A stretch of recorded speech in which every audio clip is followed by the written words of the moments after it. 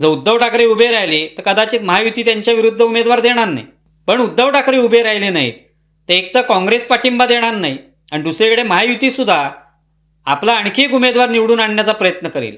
त्यांचे आता 8 उमेदवार आरामात निवडून येऊ शकतात.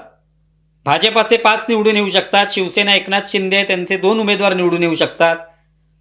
एक उमेदवार राष्ट्रवादी काँग्रेस अजित पवार सुनेत्रा पवार यांचा जो पक्ष आहे त्यातून निवडून येऊ शकतो.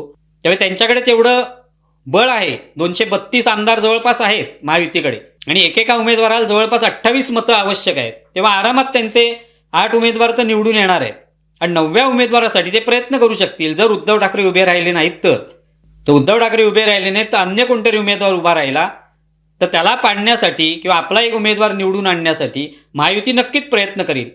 मग त्या ठिकाणी त्यांच्याकडे किती संख्याबळ आहे याचा काय प्रश्न नाही, कारण आपण पाहिलेलं आहे 2022 काय झालं होतं.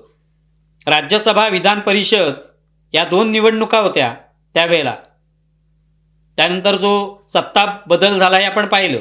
एकनाथ शिंदे जे ते सोडून गेले त्या काळामध्ये